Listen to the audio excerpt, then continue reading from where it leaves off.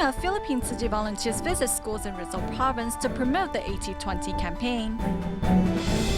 We investigate how an urban renewal project affects the Huaguang community in Taipei, Taiwan. Welcome to Dial Headlines. I'm Helen Liao. Thank you for joining us.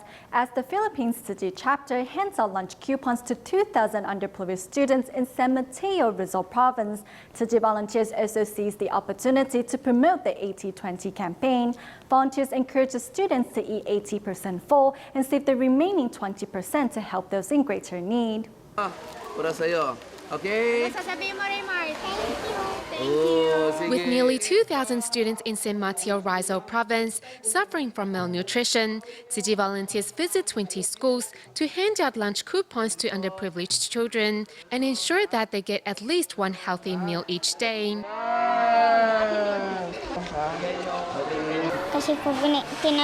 I'm really glad Tzu Chi helps students like me. I will put the food voucher you gave me to good use. I want to go home and share it with my family.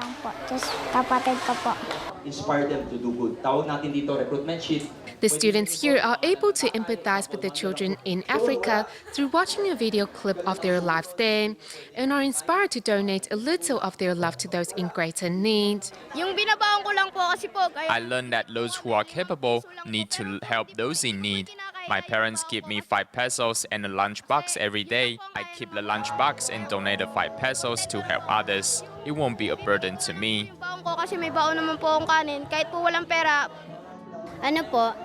I get 10 pesos each day as pocket money. I will donate half to help those in need.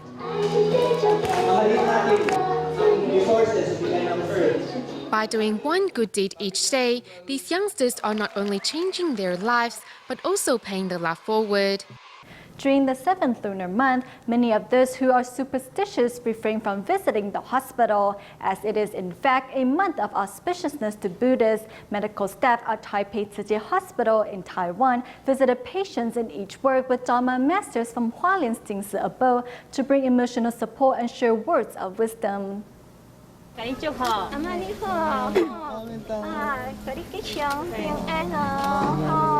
Receiving the auspicious charm from the Dharma masters of the Jingsi abode in Hualien, patients in the emergency ward find a sense of warmth and comfort.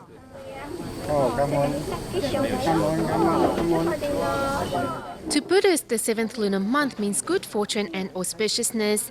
Thus, the Taipei Tzu Chi Hospital hopes, through visiting patients and their families, to convey their good wishes and care. We hope that with the Dharma from Master Zheng Yan, the care from the Jingsi abode masters, and our love, that we will be able to cut the rope that is binding their hearts with suffering and pain.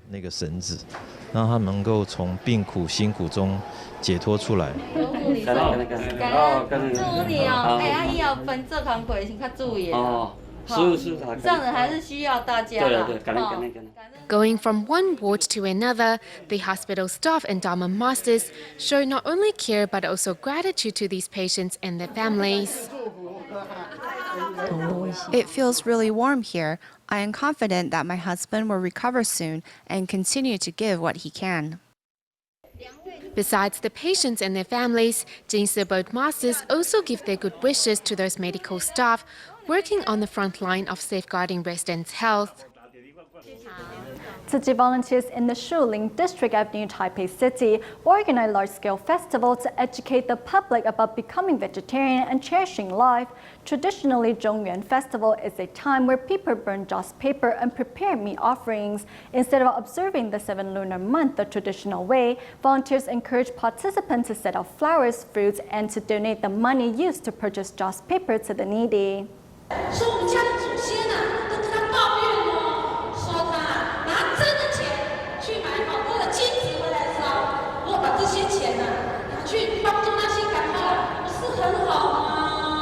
Using theatrical performances to motivate locals to take the money used to purchase joss paper to help the needy instead has turned this practice into a new neighborhood tradition. One's value is not measured by the number of animal offerings, the number of dishes, and how much just money is burned.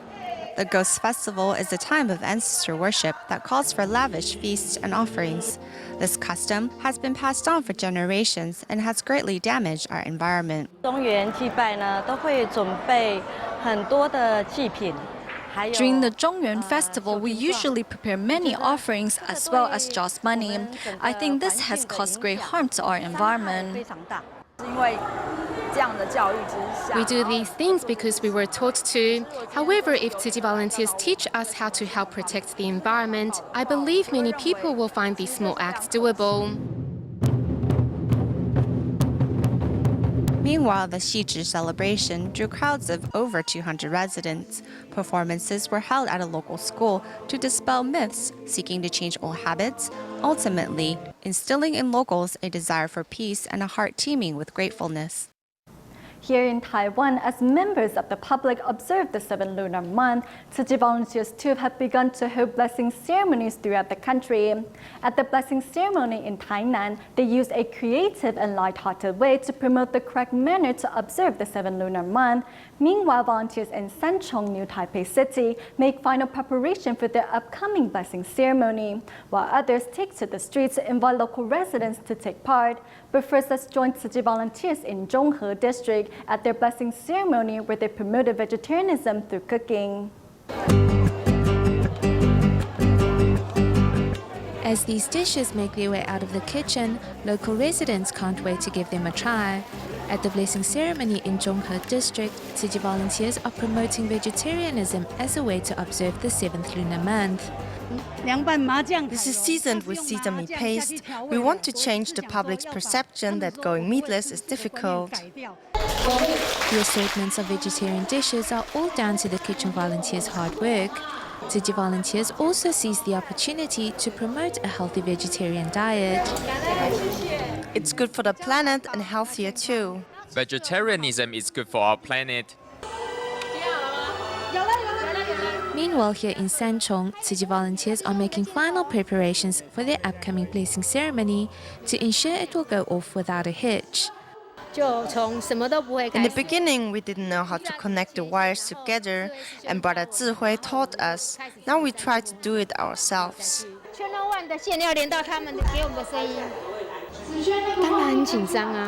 Also overcoming difficulties is another group of volunteers who take to the streets on a sultry summer's night to invite members of the public to attend the blessing ceremony.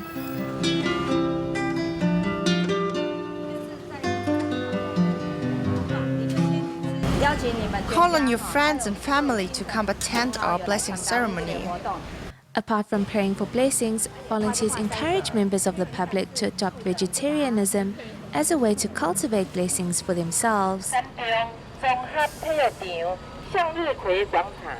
It is hoped that with the right belief, the right mindfulness and right thinking, members of the public may come to observe the 7th lunar month in a joyous way. These puppets made out of discarded empty bottles have now been given a different flair.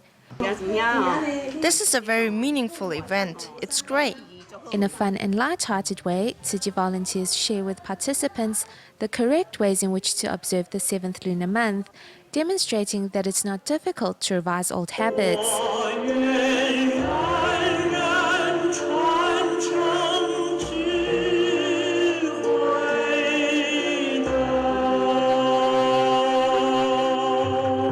Even a small alleyway can be transformed into a solemn venue.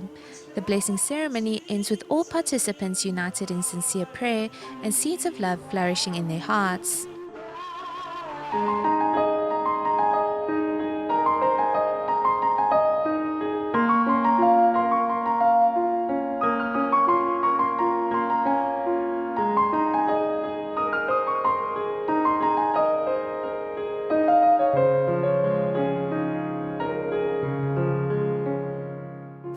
In our reports from the past few days, we discovered how Bitan Subdivision Bridge was nearly demolished as part of an urban renewal project. Today, we go to southern Taiwan to visit the Yunling Story House in Huaguang Township, which was successfully transformed into a popular tourist site and advocates an educational value to local residents and tourists. Good Putting on Japanese clothes, the volunteer guide is ready to lead us to enjoy a little taste of the most cherished memory of old Taiwan. During the Japanese colonial era, the Japanese people were used to wearing the clogs. We want to recreate that lifestyle. Wooden clogs are comfortable. This Japanese-style residence used to be the office of the Huaguang County Magistrate, which was supposed to have been demolished as part of an urban renewal project. Fortunately, in accordance with the program of historic architecture restoration, the residence was preserved and turned into a popular attraction for families, becoming a platform for storytelling. It's named Yunlin Story House. Here, volunteers also prepare some handmade props to draw visitors' attention.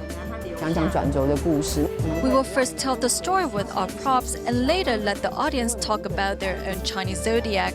People all have their unique life stories, so we encourage them to practice telling theirs. Inside this residence, whatever you see or touch is full of a nostalgic flavor. Through origami, the traditional Japanese art of paper folding, the volunteers share their own life stories with their fellow volunteers. A few years ago, a non-profit organization recruited these volunteers to join in the ranks of the storytellers, making the Yunlin Story House possible. We welcome those who are willing to join us in storytelling. I always tell our volunteers that what they do is crucial to our next generation. Currently, the museum houses a variety of collections and serves as a venue for exhibitions and performances. It has become one of the most popular tourist sites here in Yunlin, and the storytelling volunteers also travel periodically to remote areas to read stories for local students. 喜不喜欢来这个地方？喜欢，为什么？因为这里有很多古迹。 The house was made of wood. There are tatami mats inside, and you can smell the aroma of the wood. Over the past 6 years, Yunlin Story House, Yunlin Puppy Museum, and Huaguang Community Development Center have formed a cultural community which reminds the locals and tourists of their common memories of the old times.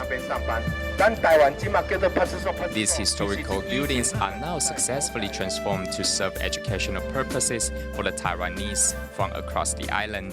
Thanks to the collective effort of the local historical societies, scholars, and community residents, the house was saved from being demolished. It is now a most precious cultural asset that no monetary value will ever be able to replace. For many who live in the city, large oak trees are a rare sight, but those living near Huaguang community in Taipei can enjoy such sights without having to travel long distance. This community, with over a decade of history, is facing the end of its days. As Taiwan conducts urban renewal projects, trees are being cut down and houses flattened, leaving these residents with a sense of loss, not only their homes, but for the trees as well. This plum tree is the best. It's really pretty when the flowers bloom. Look at how pretty it is. In all of Taipei, mine is the best. In Taiwan's Huaguang community in Taipei City, Tzu Chi is known as Grandpa Plum, and he will talk proudly about his tree to whoever will listen. It's like taking care of a child. I have to take care of it and show it love. Chen has lived in this area for over 30 years. The tree and his house are all that he has left. This is over a decade. I pickled this myself, and there are no preservatives. Even the fruit that the plum tree formed are treasures to him. I have a lot of memories here. It's my hope, my life sustenance. It's all here. The Huaguang community has over a century of history, going back to the Japanese era in Taiwan. Now, with urban renewal projects going on, 690 households have been forced to move, with only 20-some households still holding on. The 140 trees that used to fill the community have been reduced to the 22 that the residents have managed to protect.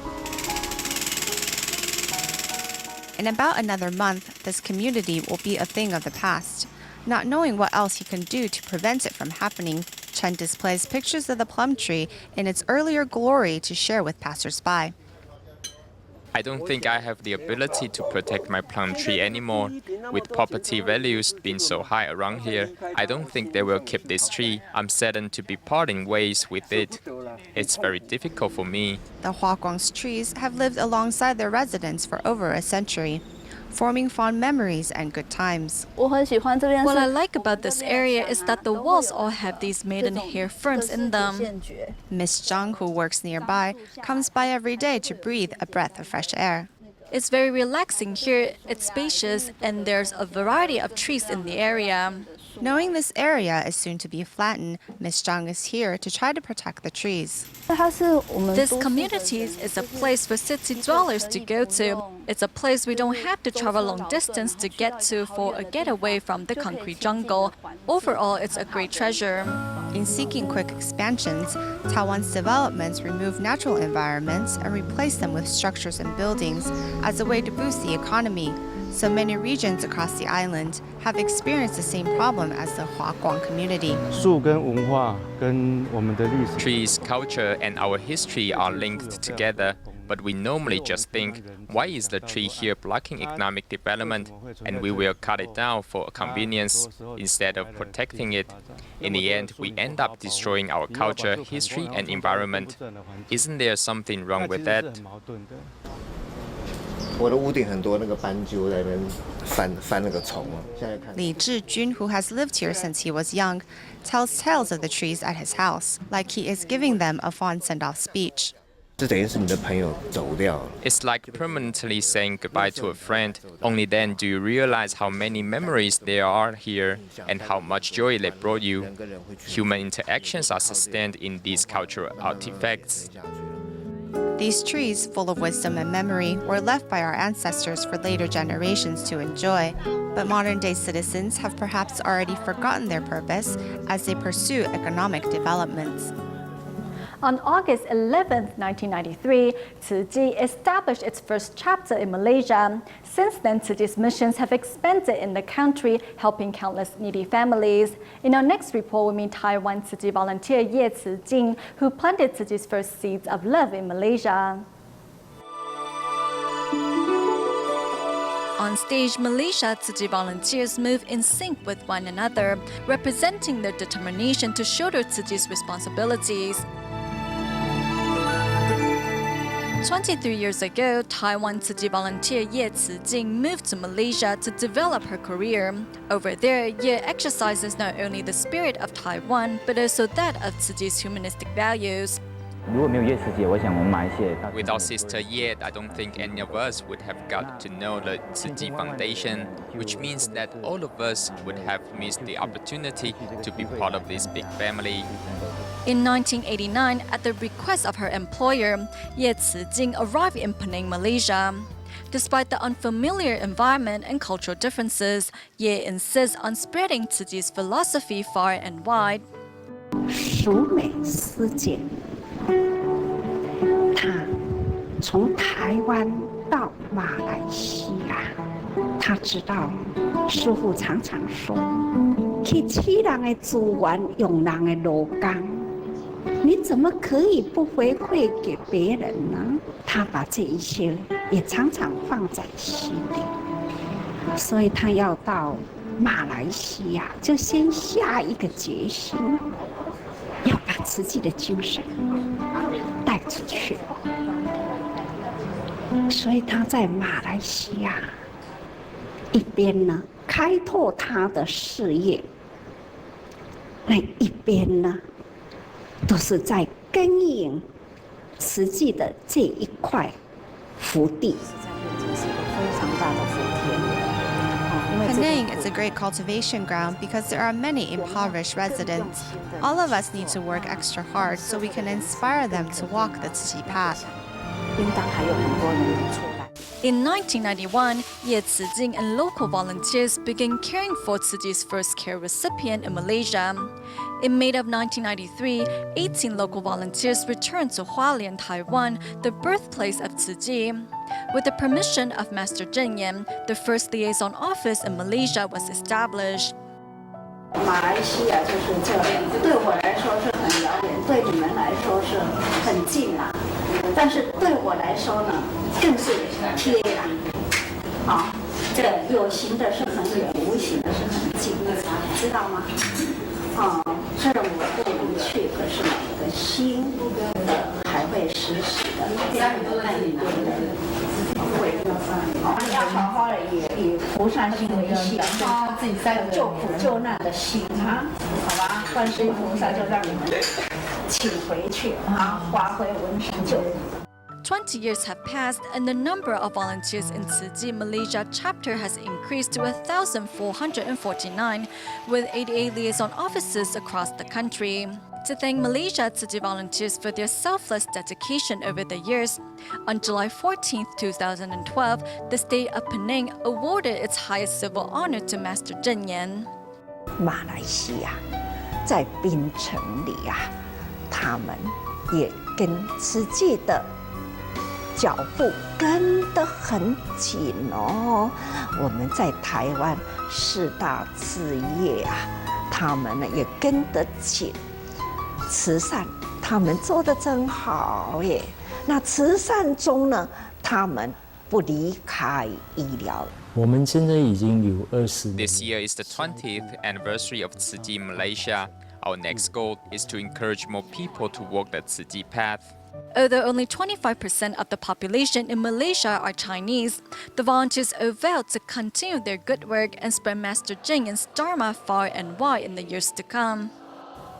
There are many foreign caregivers from a Muslim background here in Taiwan, and although it was the Eid al-Fitr festival last week, not all of them celebrated the occasion. We go to Kaohsiung and meet caregiver Lina to see how she instead spent the day caring for a senior resident at home and also sorted recyclables.